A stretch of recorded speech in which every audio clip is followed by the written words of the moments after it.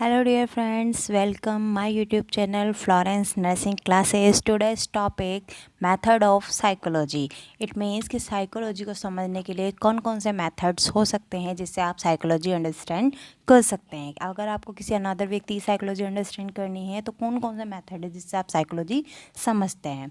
तो हम वीडियो को स्टार्ट करते हैं। इससे पहले प्लीज़ मेरे चैनल को लाइक, सब्सक्राइब और शेयर ज़रूर कर दीजिए।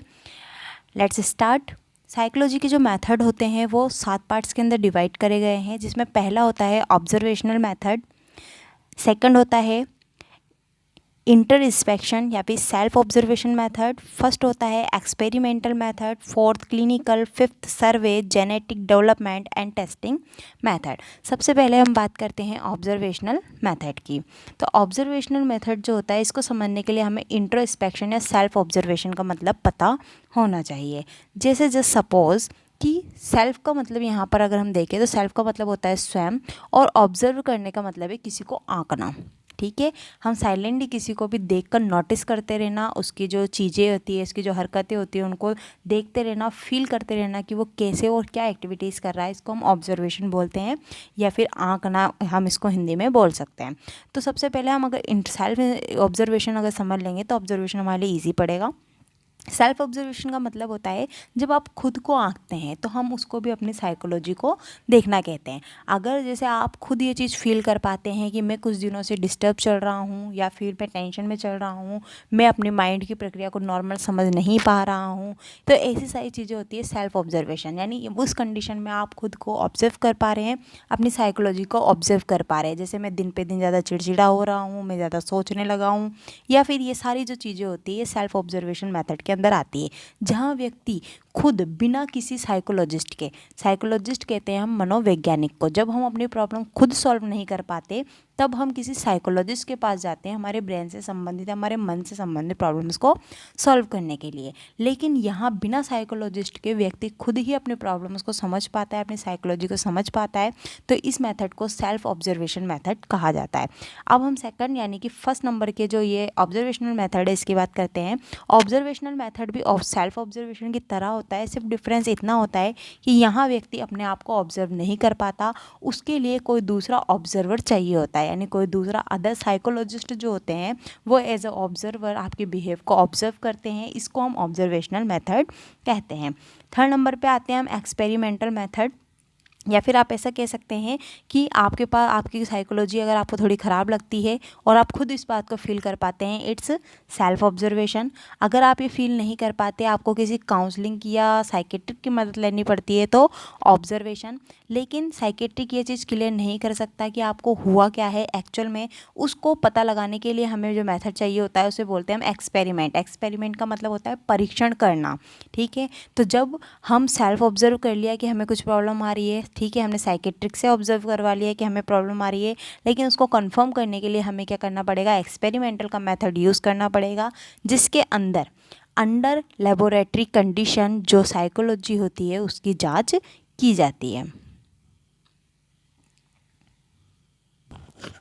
इसके बाद आता है फोर्थ नंबर पर क्लिनिकल मेथड। जब आप एक्सपेरिमेंट करके ये पता लगा देते हैं कि कौन सी डिजीज़ के कारण या किस बीमारी के कारण आपकी साइकोलॉजी डिस्टर्ब हो रही है, या फिर उसको किस बीमारी का नाम दिया गया है, इसके बाद आते हैं आप क्लिनिकल मेथड पर। क्लिनिकल मेथड जो होता है वो अंडर हॉस्पिटल होता है, यानी हॉस्पिटलाइज पेशेंट को किया जाता है। अगर ज़रूरत है तो हम हॉस्पिटलाइज पेशेंट को करते हैं, हॉस्पिटल के अंदर उसका ट्रीटमेंट चलाते हैं, और उस मेथड के द्वारा जो भी जानकारी हम उसकी साइकोलॉजी के बारे में कलेक्ट करते हैं, it's a clinical method. Next आता है सर्वे मेथड। कई बार ऐसी जानकारी होती है जो हमें पेशेंट और पेशेंट के फैमिली मेम्बर से पूरी तरह नहीं मिल पाती है और हम पेशेंट की प्रॉब्लम सॉल्व नहीं कर पाते, तब जो नेक्स्ट मेथड हम यूज़ करते हैं उसे कहते हैं हम सर्वे मेथड। यानी कि जब भी पेशेंट की साइकोलॉजी में प्रॉब्लम आई, जैसे कुछ बचपन की यादें हैं जो फ्लैशबैक करके उसके लिए बार बार आती हैं, या फिर उसको कहीं वो ऐसी जगह पर अटका हुआ है, जैसे बचपन की कोई कहानियाँ हैं जो उसको बार बार याद आती हैं या उसकी साइकोलॉजी को डिस्टर्ब करती हैं, तो हमें उस जगह पे जहाँ की साइकोलॉजी उसे डिस्टर्ब कर रही है वहाँ जाकर उसका सर्वे करना होता है। यानी कि अगर किसी को बचपन की यादें तंग कर रही हैं, कोई कहानी, कोई किस्सा उसके माइंड में फिट बैठ चुका है, तो हमें उस जगह पर, जिस जगह उसकी परवरिश हुई है, जो एनवायरनमेंट में वो उस समय रहा है, उस एनवायरनमेंट में जाकर, उस गांव में, उस शहर में, उस जगह पर जाकर, वहाँ पर जाकर उसकी पूरी कंडीशन का सर्वे करना पड़ता है, ताकि हम एक्चुअल में पता लगा पाएँ कि उसकी साइकोलॉजी में डिस्टर्बेंस किस कारण आ रहा है। नेक्स्ट आता है genetic development method. Genetic development method जो होता है, यह आपके हो सकता है कि साइकोलॉजी में जो डिस्टर्बेंस है, जैसे कुछ लोगों को पर्सनालिटी डिस्टर्बेंस होता है, जैसे कि किसी के ग्रैंडफादर को कोई देवी देवता या डबल पर्सनालिटी डिसऑर्डर होता है, फिर उसके फादर के अंदर, उसके सन के अंदर। तो इस तरीके से जो डिसऑर्डर्स होते हैं वो जेनेटिक डिसऑर्डर हो सकते हैं। कुछ ज़्यादा ख्याली होने के, शक करने की प्रवृत्ति, ऐसे भी कई सारे जो डिसऑर्डर्स होते हैं वो जेनेटिक हो सकते हैं। डेवलपमेंटल इसमें इसलिए लगाया है क्योंकि आपके डेवलपमेंट के दौरान भी कई सारी चीज़ें आपके दिमाग में बैठ सकती हैं और आपकी साइकोलॉजी ख़राब कर सकती हैं। जैसे कि अगर आपको बार बार एक ही किस्सा या कहानी सुनाई जाए, आपके सामने बार बार किसी अंधविश्वास का ड्रामा या फिर अंधविश्वास जैसी कोई चीज़ें करी जाए, और आपने अगर ऐसे ही माहौल में डेवलप हुए हैं, ऐसे ही माहौल में पढ़े हैं, तो कहीं ना कहीं वो आपकी साइकोलॉजी को डिस्टर्ब कर देती है। तो ये जेनेटिक और डेवलपमेंटल साइकोलॉजी होती है। इसके अलावा आता है आपका टेस्टिंग मेथड, जिसके अंदर आप अलग अलग टेस्ट कर कर अलग अलग साइकोलॉजी डिस्टर्बेंस का पता लगाते हैं। ओके, तो इसके अकॉर्डिंग सेल्फ ऑब्जर्वेशन, जहाँ व्यक्ति खुद अपने आप के जो प्रॉब्लम होती है उसको ऑब्जर्व करता है।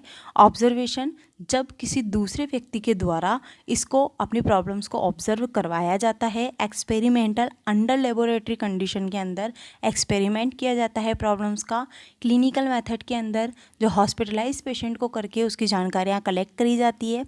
सर्वे में उस जगह, उस गांव या उस जगह पर जाया जाता है जहां से पेशेंट की साइकोलॉजी के अंदर प्रॉब्लम हुआ है, वहाँ पर सर्वे किया जाता है और सारी इन्फॉर्मेशन कलेक्ट की जाती है। जेनेटिक का मतलब होता है पेरेंट्स के थ्रू, और डेवलपमेंट का मतलब होता है आपका जिस पीरियड में विकास हुआ है, जिस माहौल में आप पले बड़े हैं, वहाँ की साइकोलॉजी या फिर वहाँ पर से आपकी साइकोलॉजी में आने वाला डिस्टर्बेंस डेवलपमेंटल मेथड के माध्यम से जाना जाता है। और टेस्टिंग के माध्यम से आप यूनिक जो अलग अलग टेस्ट होते हैं उसके माध्यम से आप पर्सनालिटी में होने वाले डिस्टर्बेंस को मेज़र कर सकते हैं। ओके, अब हम एक्सप्लेन करेंगे एक एक मेथड ऑफ साइकोलॉजी को। फर्स्ट हम बात करते हैं सेल्फ ऑब्जर्वेशन मेथड की। सेल्फ ऑब्जर्वेशन मेथड क्या होता है? Self observation method also known as introspection. Intro का मतलब होता है खुद का, ठीक है। इंस्पेक्शन मतलब देखना। जब आप खुद को खुद देख पाते हैं तो उसको सेल्फ ऑब्जर्वेशन मेथड कहते हैं। Self observation method means look with in. Look का मतलब देखना, विद इन यानी अंदर। जब आप खुद के अंदर देख पाते हैं, अपनी कमियों को, अपनी प्रॉब्लम्स को फेस कर पाते हैं, तो इसको सेल्फ ऑब्जर्वेशन कहा जाता है। It's does not possible to understand inner feeling, ठीक है। ऐसा संभव नहीं है कि कोई अदर व्यक्ति आपके मन के अंदर चल रही फीलिंग्स को समझ पाए, ठीक है। ऐसा संभव नहीं है, हम इसलिए कह रहे हैं क्योंकि कोई भी नॉर्मल व्यक्ति किसी के अंदर चल रही भावनाओं को समझ नहीं पाता है। इसलिए यहाँ पर कहा गया है कि is does not possible to understand inner feeling. ये संभव नहीं है कि किसी की मन की आंतरिक फीलिंग्स को समझा जा सके, ठीक है। एक्सप्रेसिंग टू अदर पर्सन, किसी दूसरे पर्सन के द्वारा उसको महसूस भी नहीं किया जा सकता। But the individual himself can observe and report. पर कुछ चीज़ें ऐसी होती है जहाँ व्यक्ति उनको खुद ही समझ सकता है और उनको उनकी रिपोर्ट हमें दे सकता है। जैसे जब सपोज़ किसी पेशेंट को पेन हो रहा है, तो पेन होने से उसके अंदर कैसी फीलिंग आ रही है, ज़्यादा हो रहा है, कम हो रहा है, वो सहन कर पा रहा है नहीं, ये सब उसकी इनर फीलिंग है। इसको हम समझ नहीं सकते, ना ही हम उसका एहसास कर सकते हैं। लेकिन इसका एहसास या इसको समझने की फीलिंग्स जिसके अंदर प्रेजेंट है वो खुद सेल्फ ऑब्जर्वेशन के द्वारा है। यानी खुद ही व्यक्ति अपने आप को ऑब्जर्व कर सकता है और हमें रिपोर्ट कर सकता है कि ऐसा हो रहा है। जैसे पेशेंट आता है तो हमें खुद ही बताता है कि उसके पेट में दर्द हो रहा है, पैर में दर्द हो रहा है, सर में दर्द हो रहा है। तो ये जो होते हैं सेल्फ ऑब्जर्वेशन, ठीक है। तो व्यक्ति ये नहीं कह सकता कि मुझे अपेंडिक्स हो रहा है, व्यक्ति क्या कहेगा कि मुझे पेट में दर्द हो रहा है। तो ये वो सेल्फ ऑब्जर्वेशन होता है। लेकिन जब हम ये कंफर्म नहीं कर पाते कि ऐसा क्यों हो रहा है, तब हम ऑब्जर्वेशन मेथड के लिए किसी अनादर व्यक्ति के पास जाते हैं। एग्जाम्पल देखिए सेल्फ ऑब्जर्वेशन का। A patient can describe his condition, ठीक है, अगर पेशेंट आपको अपनी कंडीशन बताता है, ये सेल्फ ऑब्जर्वेशन है, उसने खुद ऑब्जर्व किया और खुद ही बताया। And other disturbance in better way than the nurse, ठीक है, लेकिन अगर उसके अंदर कोई डिस्टर्बेंस आ रहा है तो उससे अच्छा उसको एक नर्स आइडेंटिफाई कर सकती है। बट अगर उसको कोई पेन हो रहा है तो उसको सेल्फली ज़्यादा आइडेंटिफाई किया जा सकता है। He will look with in himself and explain how is feel, जो व्यक्ति होता है लुक विद इन, खुद के अंदर देखता है या महसूस करता है, and explain how it feel, और फिर उसके बाद में नर्स को रिपोर्ट करता है कि वो कैसा फील कर रहा है।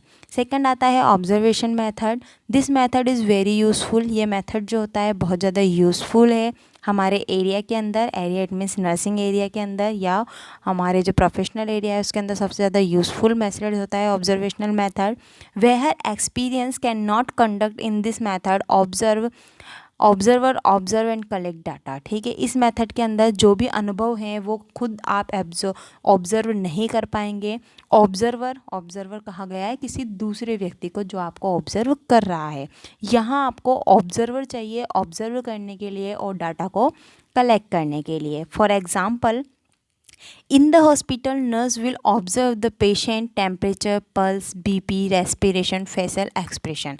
यानी जो नर्स ऑब्जर्व कर सकती है वो सब ऑब्जर्वेशनल मेथड है, जैसे टेम्परेचर लेना, पल्स, बीपी, रेस्पिरेशन, एक्सप्रेशन, सब नर्स ऑब्जर्व करती है। पेशेंट कभी यूँ नहीं बोलेगा कि मेरा टेम्परेचर इतना हो रहा है या मेरा बीपी इतना बढ़ रहा है। ये वर्ड जो है जो पेशेंट होते हैं वो कभी यूज़ नहीं करते और ना ही वो इस चीज़ को महसूस कर सकते हैं। जो चीज़ वो महसूस नहीं कर सकते उसी को ऑब्जर्व करवाने के लिए वो दूसरे के पास जाते हैं, जिसे ऑब्जर्वेशनल मेथड कहा जाता है। This method is very useful in study the children. ये जो मेथड होता है वो बच्चों के लिए ज़्यादा यूज़ करा जाता है। जो एडल्ट होते हैं वो अपनी प्रॉब्लम बता सकते हैं लेकिन बच्चे एक्सप्लेन नहीं कर पाते, इसलिए ऑब्जर्वेशन मेथड की ज़रूरत बच्चों में पड़ती है। मेंटली पेशेंट, ऐसे पेशेंट जो कि स्वस्थ नहीं हैं उनके लिए पड़ती है, और अनकॉन्शियस पेशेंट या फिर ऐसे पेशेंट जो बेहोशी की हालत में है, ऐसे पेशेंट के लिए भी ऑब्जर्वेशनल मेथड की आवश्यकता होती है। नेक्स्ट हम बात करते हैं एक्सपेरिमेंटल मेथड की। In this most objective way of study behaviour, किसी भी व्यक्ति की बिहेव की स्टडी करने का ये एक मोस्ट इम्पॉर्टेंट मेथड है। Experimental are conduct in laboratory under control condition. Experiment हमेशा लेबोरेटरी के अंदर अंडर कंट्रोल कंडीशन से मतलब है जहाँ पे सारी चीज़ें आपके नियंत्रण में हों। आप ऐसी जगह जाकर पेशेंट का एक्सपेरिमेंट करते हैं, उसको एक्सपेरिमेंटल मेथड कहा गया है। क्लिनिकल मेथड की बात करें तो this method used very commonly in hospital, ठीक है, and also in hospital facilities के अंदर जो भी मेथड डाटा कलेक्शन के लिए यूज़ करा जाता है पेशेंट की साइकोलॉजी को अंडरस्टैंड करने के लिए, सब क्लिनिकल मेथड कहलाते हैं। ओके, हॉस्पिटल और एजुकेशनल फैसिलिटीज़ या एजुकेशनल सेटिंग्स के अंदर यूज़ करे जाने वाले मेथड क्लिनिकल मेथड कहलाते हैं। Hospital when patient is admitted, hospital वो स्थान होता है जहाँ पर अपन पेशेंट को एडमिट करते हैं। तो hospital when patient is admitted, जब पेशेंट को हॉस्पिटल में एडमिट किया जाता है, the nurse can collect detail information, nurse उसके बारे में सारी डिटेल के अंदर इंफॉर्मेशन कलेक्ट करती है, उसकी डिजीज़ के बारे में सारी जानकारी कलेक्ट करती है इन द हॉस्पिटल, इसलिए इसको क्लिनिकल कहा जा रहा है। The information including past history, information के अंदर उसके पास्ट में जो हुआ था उसकी हिस्ट्री, उसकी प्रेजेंट हिस्ट्री, उसका ट्रीटमेंट, उसके अंदर जो जो बदलाव आए यानी इम्प्रूवमेंट जो हुआ वो, और प्रेजेंट में उसकी जो कंडीशन है, इन सब की जानकारी हॉस्पिटल के अंदर पेशेंट को एडमिट करने के बाद कलेक्ट की जाती है। It's a clinical method. Next method आता है सर्वे मेथड। सर्वे मेथड किसे कहते हैं? This is use to gather information for the large number of people, जब बड़ी संख्या में लोगों के साथ में जाकर इंफॉर्मेशन कलेक्ट की जाती है। अगर आप हॉस्पिटल में कलेक्ट करते हैं तो आप पेशेंट से, उसके फैमिली मेम्बर से पूछ सकते हैं, बट अगर आप उसके गांव, कस्बे, शहर के अंदर जाकर उसकी इंफॉर्मेशन कलेक्ट करते हैं तो लार्ज नंबर ऑफ पीपल, आप बड़ी संख्या में लोगों से बात कर सकते हैं, उसके बिहेव का पता लगा सकते हैं। तो this use together the information from large number of people such as question, आप वहाँ जाकर लोगों से क्वेश्चन करते हैं, जानकारी कलेक्ट करते हैं। चेकलिस्ट जो होता है वो हमारे पास एक प्रोफार्मा टाइप होता है जिसके अंदर राइट और रॉन्ग्स के साइन लगे होते हैं। आप पेशेंट के बारे में कुछ क्वेश्चन करते हैं, अगर जो पीपुल्स हैं वो हाँ या ना में जो जवाब देते हैं तो आप उसके आगे राइट या रॉन्ग का निशान लगा देते हैं। जैसे कि क्या आपने पेशेंट के बिहेवियर में कोई चेंजेस देखा था, अगर वो बोलते हैं हाँ तो इट मीन्स आपको चेक लिस्ट में राइट लगाना है, अगर वो बोलते हैं नहीं तो आपको चेक लिस्ट के अंदर क्रॉस लगाना है। तो क्वेश्चन के द्वारा डाटा कलेक्ट करते हैं, चेकलिस्ट के द्वारा करते हैं रेटिंग स्केल। रेटिंग स्केल का मतलब होता है कि अगर आपसे पूछा जाए कि वो पर्सन आपकी नज़र में कैसा था, आप 10 में से मार्क्स कीजिए, तो आप 10 में से अगर आप उसे 7 पॉइंट देते हैं, 8 पॉइंट देते हैं, तो ये होता है रैंकिंग स्केल। आपकी रैंक आपके द्वारा उसको क्या रैंक दी गई है। Are use to called info collect the information. ये सारी चीज़ें इन्फॉर्मेशन कलेक्ट करने के लिए सर्वे मेथड में यूज़ करी जाती हैं। This method is usually use to get the information about disease, malnutrition, health need. ये जो मेथड होता है इसके द्वारा हम इंफॉर्मेशन कलेक्ट कर सकते हैं उसकी बीमारी के बारे में, उसके माल न्यूट्रिशन के बारे में, उसकी हेल्थ की ज़रूरतों के बारे में। इसके बाद आता है आपका genetic development method. Genetic development method जो होता है उसके अंदर this method is also use development in is called as developmental method. ये जो मेथड होता है व्यक्ति का डेवलपमेंट किस जगह हुआ है, किस हालात में हुआ है, इनको पता लगाने के लिए यूज़ करा जाता है, इसलिए इसको डेवलपमेंटल मेथड कहा जाता है।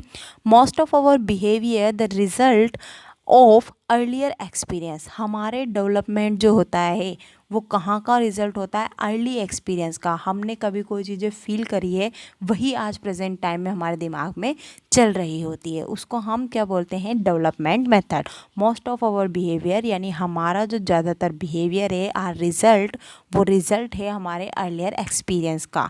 हमने वो जो चीज़ें पहले महसूस कर लिए, आज हमारा बिहेव उसी के कारण ऐसा है, या तो सुधर गया है या फिर ख़राब हो गया है। In some cases when we need, कुछ केसेस में हमें ज़रूरत होती है टू अंडरस्टैंड सम बिहेवियर, कि हम बिहेव को अंडरस्टैंड करें। Are need to know their development also, और साथ ही में ये भी देखें कि हमारा जो डेवलपमेंट है या किसी व्यक्ति के बारे में अगर आप जानकारी कलेक्ट कर रहे हैं तो उसका जो डेवलपमेंट एरियाज़ है उसको भी आप साथ में देखें। For example, in order to understand the behaviour of adult, अगर किसी एडल्ट की साइकोलॉजी का आप अध्ययन करना चाहते हैं तो we need to know their childhood development. तो आपको ये जानना ज़रूरी है कि उसके बचपन में उसका डेवलपमेंट किस तरीके से हुआ है, क्योंकि उसका जो एडल्ट में बिहेवियर है वो किसका रिजल्ट है, उसके अर्लियर एक्सपीरियंस यानी उसके बचपन में हुई घटनाओं का रिजल्ट हो सकती है। इसलिए आपको उसके एडल्ट बिहेवियर को जानने के लिए चाइल्डहुड डेवलपमेंट को स्टडी करना होगा। एंड लास्ट आता है testing method. Testing method, different test are develop by psychologist के द्वारा अलग अलग टेस्ट डेवलप किए गए हैं। Study various aspect of behaviour, जिससे कि अलग अलग लोगों के बिहेवियर की स्टडी की जा सकती है। The attitude test, for attitude के लिए जो टेस्ट यूज़ करा जाता है उसे एटीट्यूड टेस्ट। इंटेलिजेंसी को जानने के लिए जो टेस्ट किया जाता है उसे इंटेलिजेंसी टेस्ट। और पर्सनालिटी के लिए जो टेस्ट किया जाता है उसे पर्सनालिटी टेस्ट कहा जाता है। इट मीन्स कि अगर आप अलग अलग जो डिजीज़ होती है उनके बारे में अध्ययन के लिए अलग अलग टेस्ट के माध्यम से उसको आइडेंटिफाई कर सकते हैं। आई होप आपको मेथड ऑफ साइकोलॉजी वाली वीडियो पूरी समझ आई होगी। अगर इसके अलावा भी आपको किसी भी तरह की टॉपिक की वीडियो चाहिए साइकोलॉजी या अदर सब्जेक्ट से रिलेटेड तो प्लीज़ मुझे कमेंट बॉक्स में कमेंट करके बताएं। And also support and subscribe my channel. Please like and share. Thank you.